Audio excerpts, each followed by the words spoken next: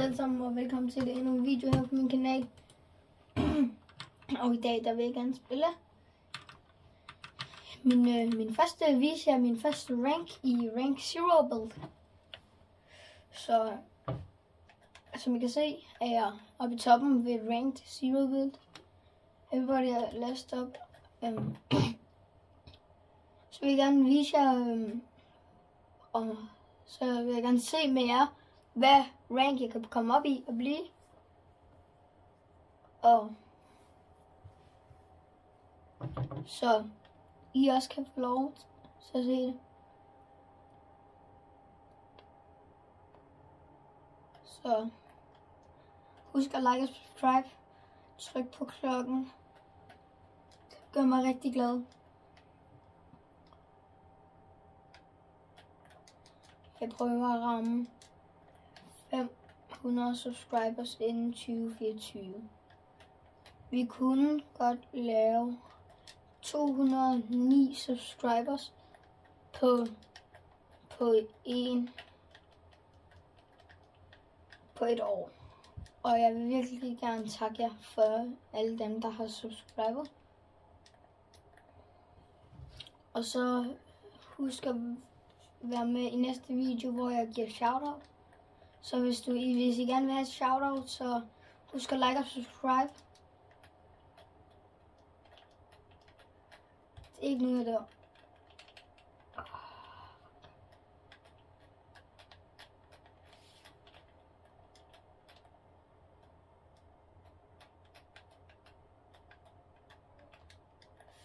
Jeg var også unranked.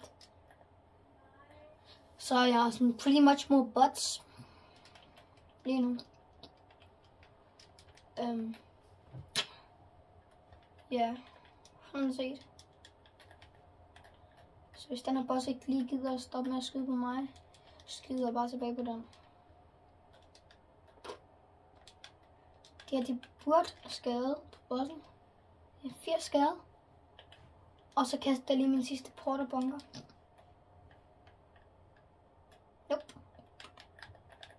Nope.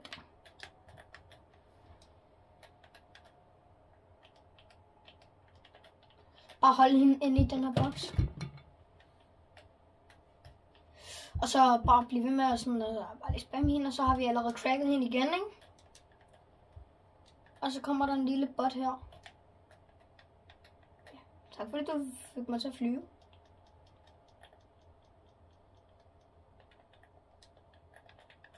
Oh my god. Jeg plejer alle folk til at flyve, mand.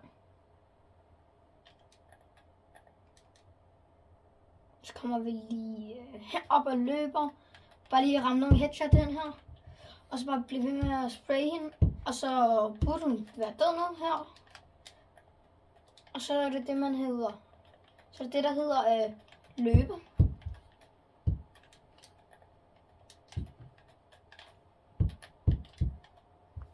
Og jeg vil rigtig gerne dræbe mange bosser i den her game.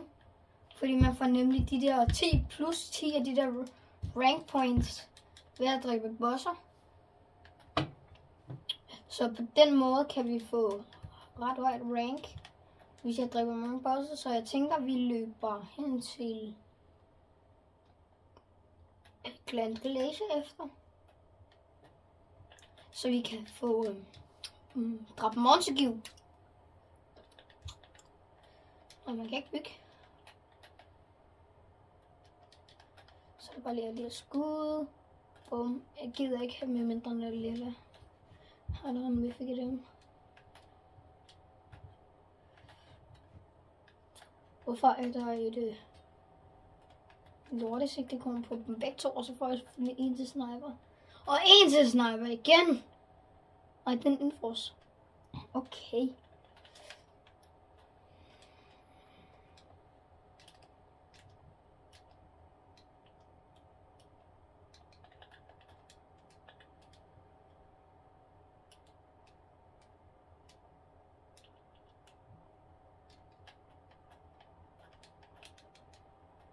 Fordi jeg kan bedst lide, at man har speedmag på. Så lader den så hurtigt. Og i stedet for, at man skal stå og vente i 40 år. Så nu siger jeg bare lige yeet. Og faktisk bare lige over mod her. Ja, og så over til den her fight.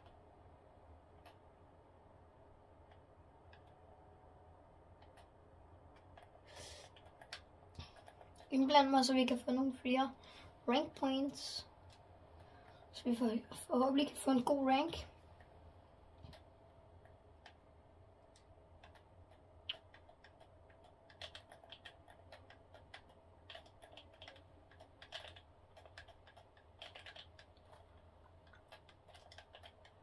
Oh shit.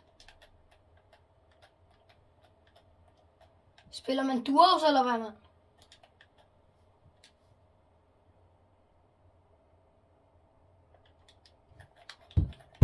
Hvorfor gider den ikke at skifte sæde? Det er fordi jeg lavede. Men okay, så lad os lige se hvad vi får. Jeg tror vi får bronze 2.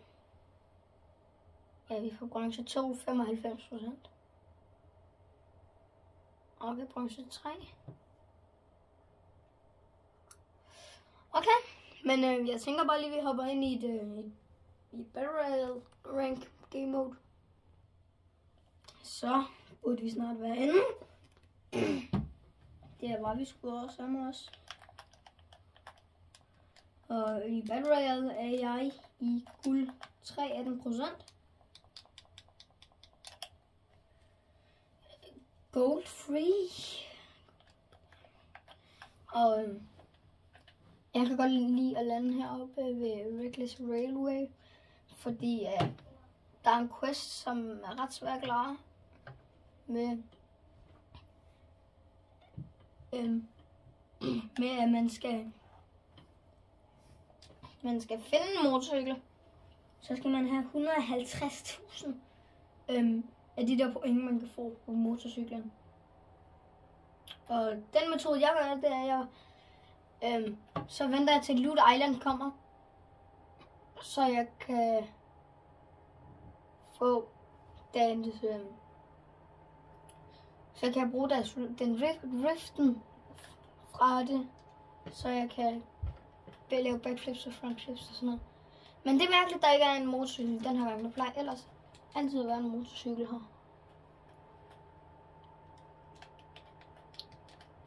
Og nu har jeg dræbt alle folk, der er i byen her.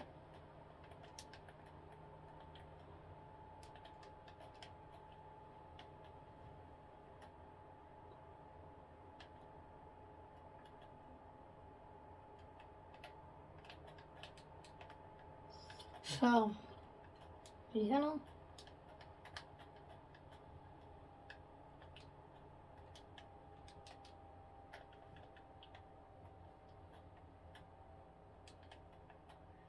Der er no scope på her.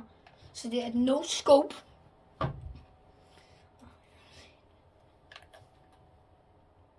Fik jeg den no scope, når man sådan. Og der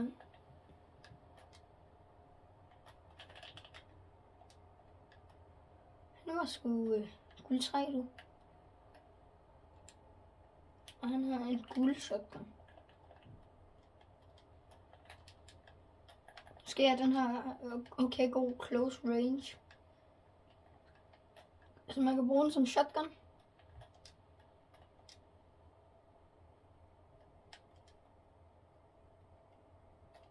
Hvor? Så vi lige det der.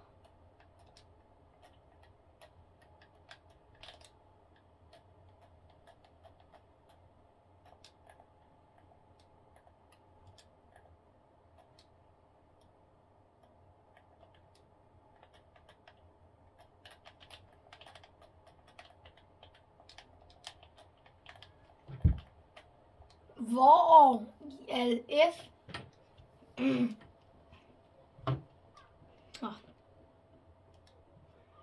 Så lad os se. Fra okay. Guld 3, 18% til 43. Kommer bare tilbage, når vi er kommet ind i en ny runde. Så er vi inde. Og jeg tænker, vi lander i Reckless Railway igen. Prøv at se, om vi kan lave det der syge headshot igen. Det var sygt. Og hvis jeg får en sniper rifle, ikke? En sniper, ikke? Så har jeg også den der quest til 5000 XP. Og så hvis jeg bare headshotter en, ligesom det der igen, så er det sygt.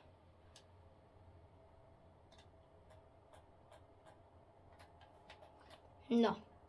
Men, så lad os se, om der er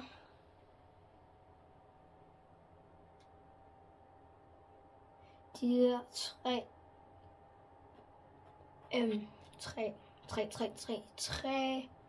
Nej, hvor om der er en motorcykel den her gang. Og det ser ikke sådan... Jo, det er der ikke. Okay. Jeg tænker bare, at jeg lander her. Jeg tager den her og hopper ned.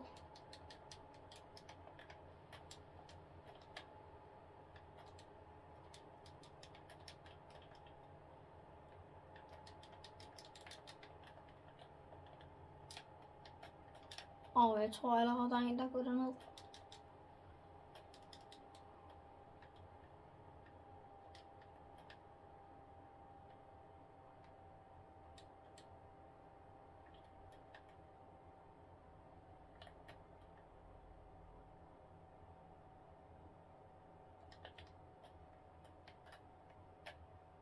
Yes, det er no scope. Sniper igen. En sniper with no scope.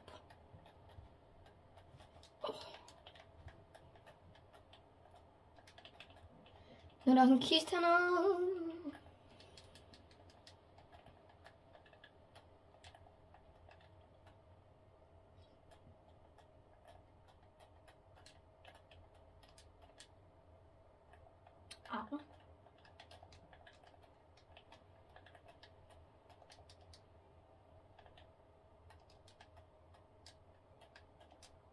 De er gode. Kan man høre på editsene.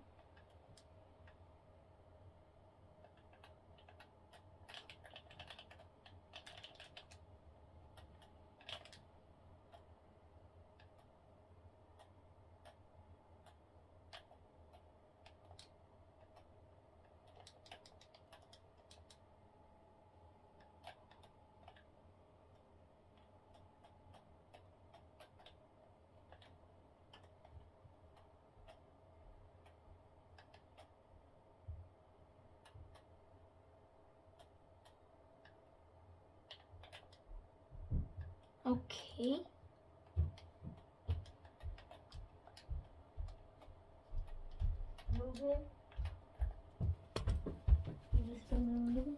Nej, Alfred, ikke nu.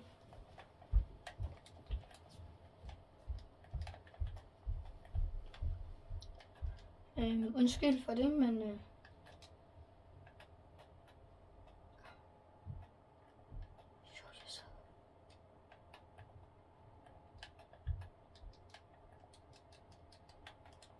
You gotta show yourself. One.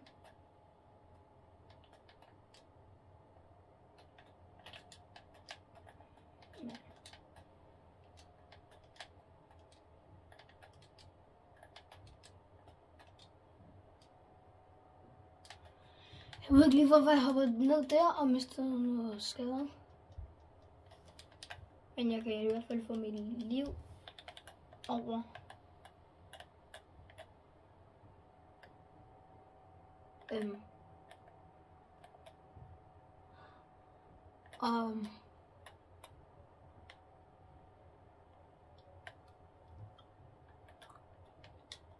Okay. Der var der nogen, der snakkede efter mig. Okay.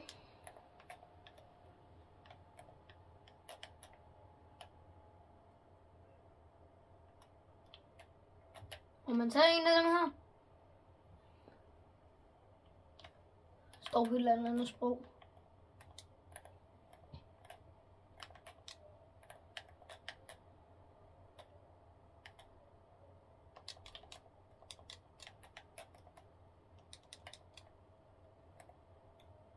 Endelig.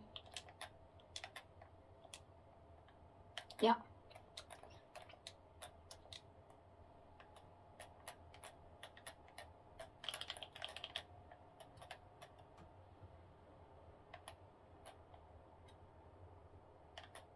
Jeg tror bare, vi må drikke bossen, så vi kan få. Og de der op i 10 rank. De der 10 rank point.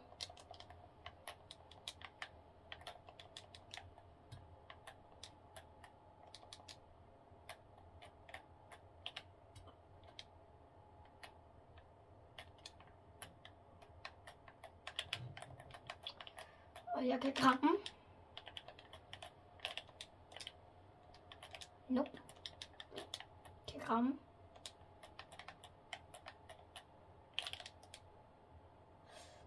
Oh shit.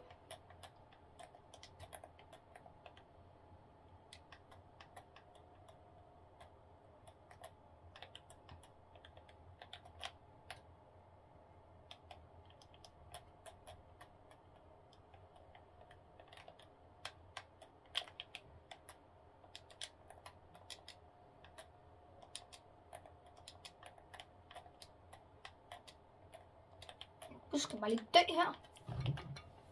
Det skal du så ikke. Jeg tror sgu vi får minus rank. Nope. 50%. Kommer tilbage, når vi er inde i et nyt game. Sådan der. Nu tænker jeg faktisk, at vi lander et helt andet sted. Fordi i questet, så skal jeg lige weekly, og så lande i hitmark, ja. Så enten så lander vi her. Det gør vi ikke. Enten så lander vi her, eller hvad? Lander lige her ved Walden. Fordi I guess det er jo også en boss. Sådan set er det jo en boss. Men 2 sekunder, 3, 2, 1. Ja.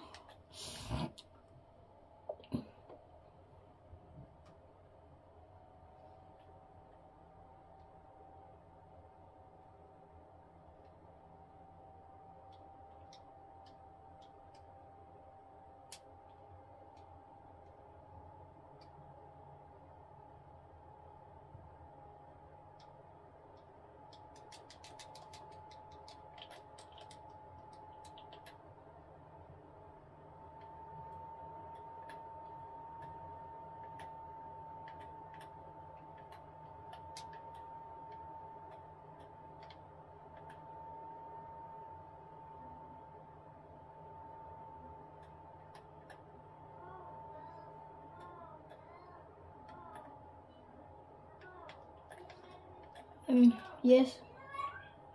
Så ja. Der var en, der landte her.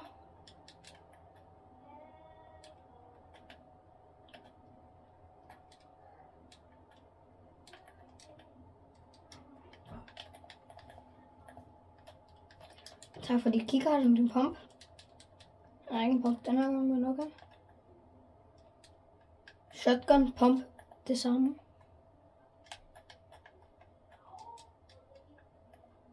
Så vault. Train keycard.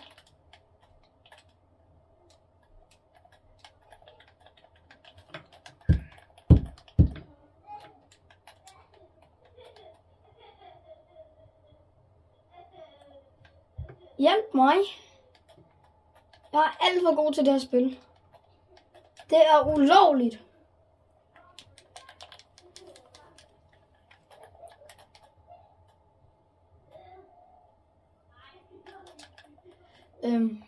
Ulovlig god jeg er. Ulovlig heldig jeg er.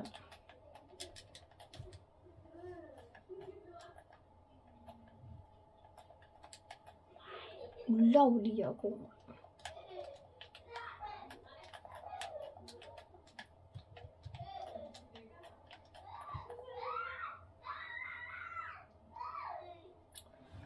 Galt, jeg var heldig det.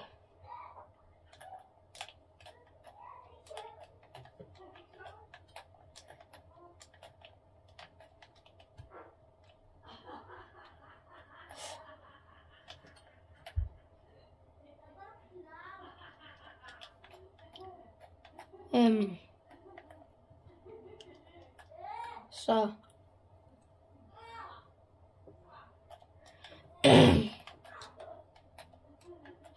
der var det lige et klip af mig, der var den verdens bedste Fortnite-spiller. Stort set.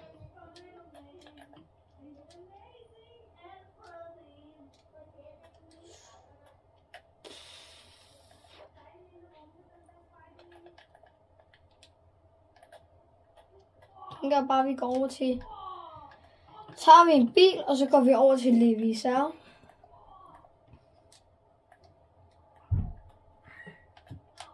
Så vi kan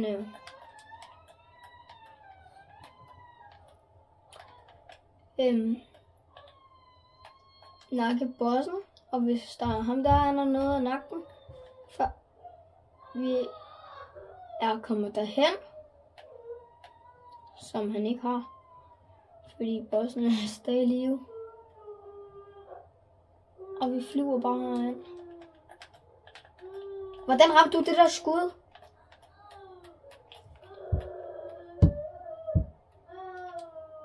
Hvordan der var det der en level-tech elite?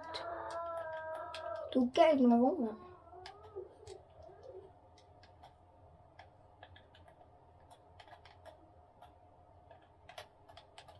Eliminate this guy. Boom. Take a shotgun and this medallion.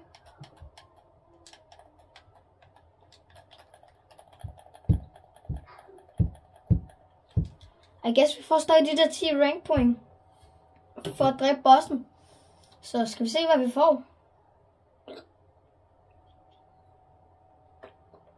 Så fik vi kun 10 de der point. Jeg tænker lige, at jeg vil komme tilbage, når jeg er kommet i Elite. Eller Platinum, eller hvad det nu hedder. Så kommer tilbage, når jeg kommer ud derhen. Nå, jeg er tilbage, men jeg er ikke helt lige kommet i Elite endnu. Eller Platinum. Eller hvad det nu hedder. Platinum. Eller ikke Elite, for det er først efter. Så kommer Diamond, så kommer Elite, så kommer...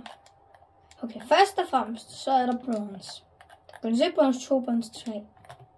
Og så er der Silver, Silver 1, Silver 2, Silver 3. Og Silver 4. Ja, og bare op til Silver 3. Så kommer Guld 1, Guld 2, Guld 3, Guld 4. Nej, Guld bare op til Guld 3. Og så kommer du i Platinum. Så kommer du i Platinum 1, Platinum 2, Platinum 3.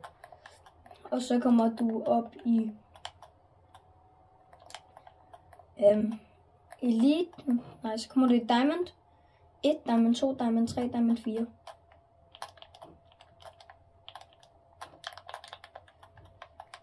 Og jeg dræber bare lige Montague her, fordi han er en af de nemmeste boss at dræbe.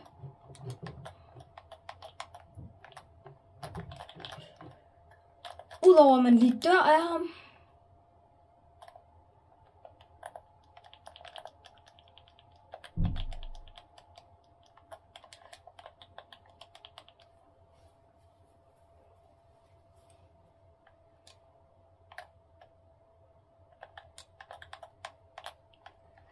Jeg skyder bare lige de her vagter først.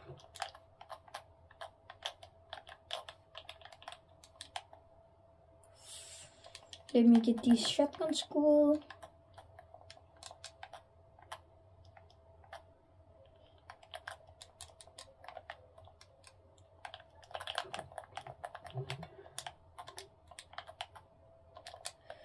Okay, ses.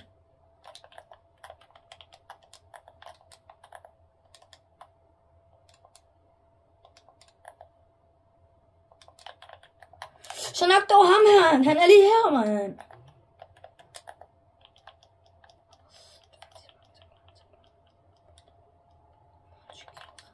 Montague redde lige mit liv der. Montague redde mit liv fra, at han prøvede at dræbe mig. Måske ikke. Den der vagt, det er en Legion Tactical Elite Grunt. Nej, det var bare Elite. Hvorfor? Han er ikke død! Hvordan døde han? Jeg har lige dræbt ham. Så det var heks. Og Platinum. Platinum 1. Rank. Plus 20%. Jeg dræbte ikke engang en boss. Shit. Nå, men jeg kommer egentlig bare tilbage, når ny runde er i gang. Sådan der. Så prøver vi sgu i Snooty Steps. Steps, eller hvad det nu hedder. Og prøver at se, om vi kan nakke bossen.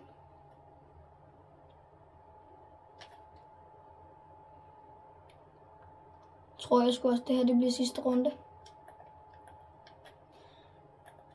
For i dag og spiller jeg off-cam. Så ja, vi kan komme i Unreal i en anden video. Så jeg kan spille sådan op til jeg er, det ved jeg ikke, i diamant, så skal jeg nok lave en video.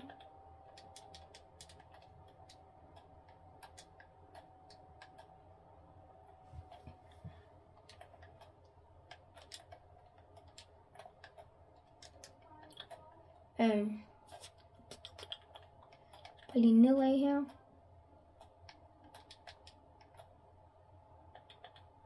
Og der er nogen, der nakker Peter Griffin.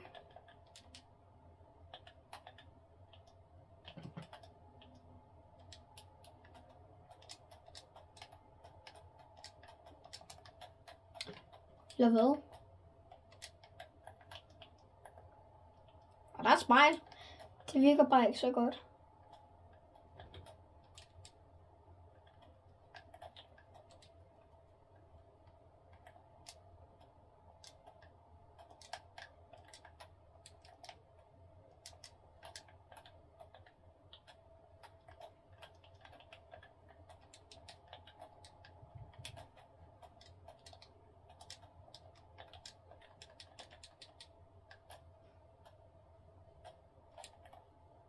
Mæh.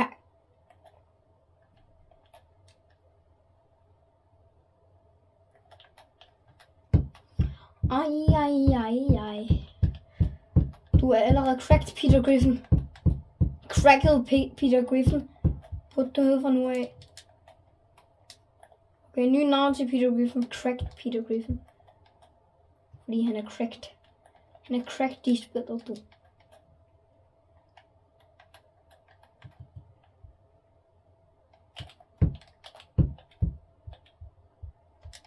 My favorite color. And help mig. Hvordan overlever jeg det her? Jeg ved det ikke. Hvordan overlever jeg det her? Det ved jeg ikke.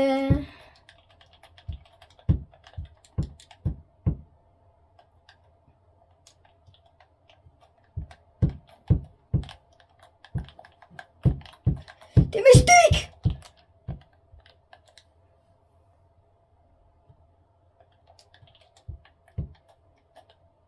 Nope.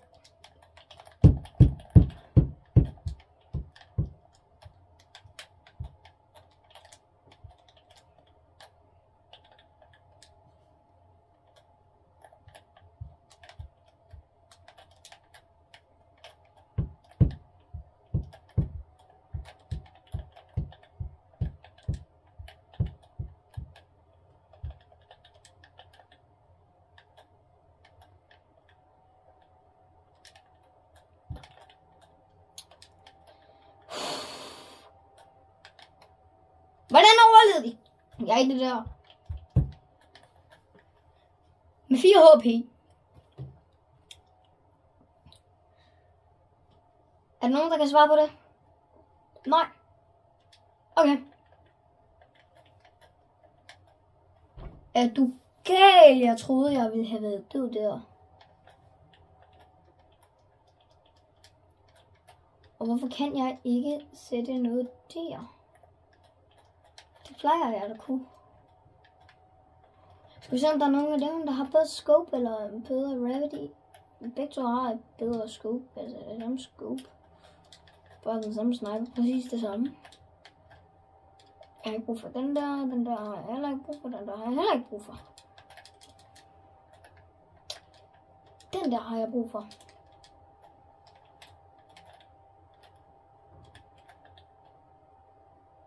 Det er en sniper.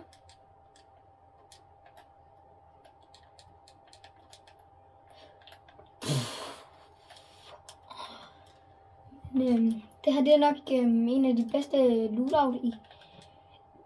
Eller det er det bedste lootout vi har haft i dag. Så jeg ved ikke hvordan vi har overlevet alle de her fights, men jeg ved heller ikke hvordan vi vinder og har vundet alle de her fights. Det er så bare lige et endnu bedre spørgsmål. Jeg ved ikke hvad jeg skal sige til det.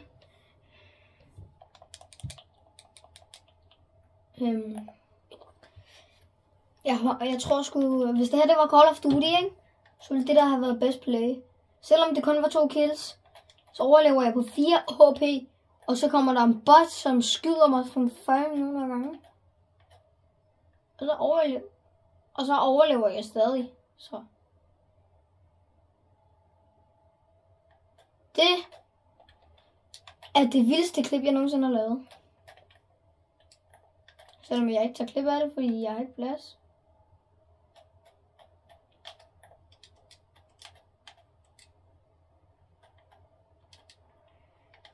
Okay. Ham der, han exposer bare lige sig selv. Vildt meget sig selv der.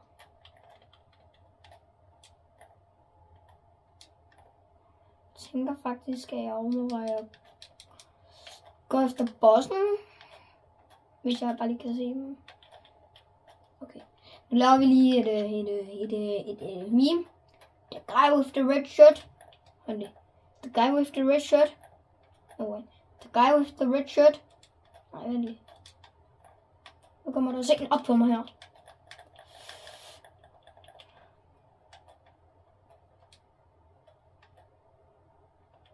Okay, men the guy with the red shirt. Nej, vent lige. The guy with the red shirt. The guy with the red shirt. Nej, vent lige. Okay, 3, 2, 1. The guy with the red shirt. Okay, vent lige. The guy with the red shirt. Don't touch him. He's my son. Altså, det er bare det der er min måde, okay?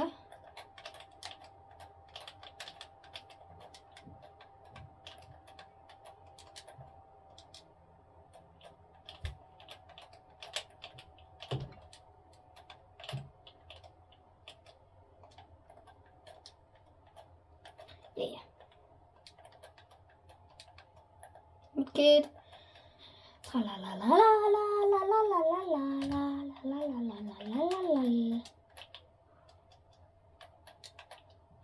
Åh, level 205. Nej, okay. Jeg kom lige level 204. Jeg troede, jeg var i level 205. Fair nok.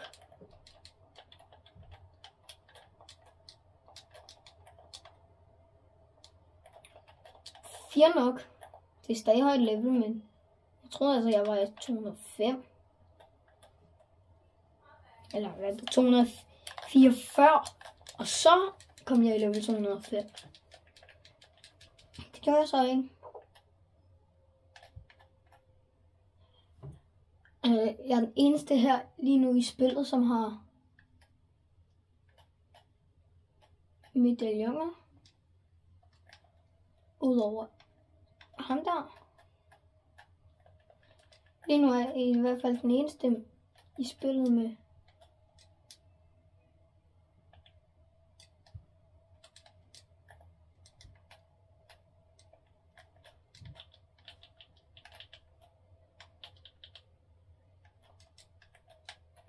Så jeg bare lige ham der. Han fløj bare sådan der til Mars.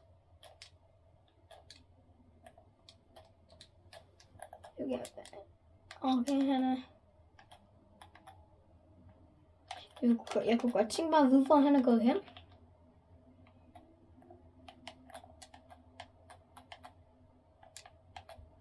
Okay.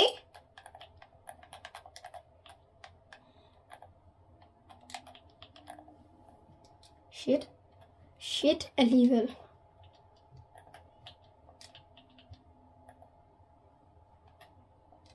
Men lige nu er der ikke nogen herinde. Det håber jeg i hvert fald ikke.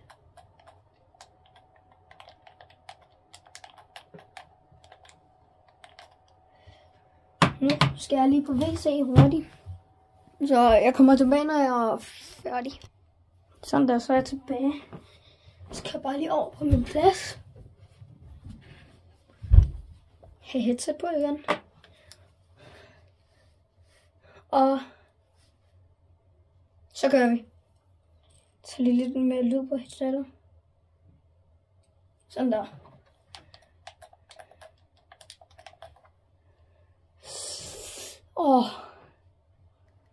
Men det har været en syg runde i rank.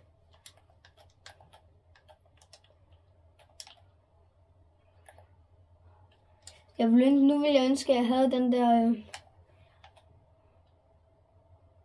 motorcykel.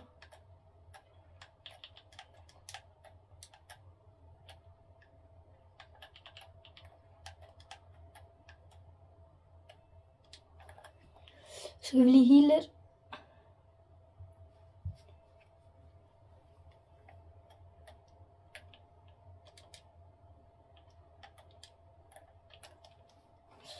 Okay, skru lige lidt ned for det her headset.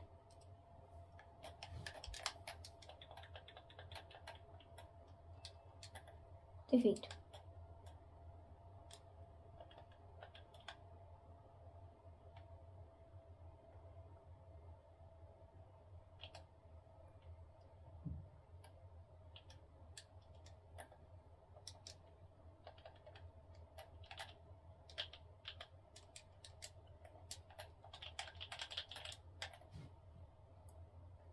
Hvordan?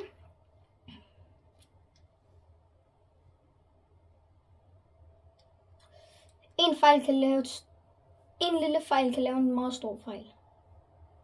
30%. Ved du hvad, det siger jeg faktisk okay til. Ja, men tak fordi I så med i den her video. Nu vil jeg bare grinde lidt ranked op. Så til næste video. Hej.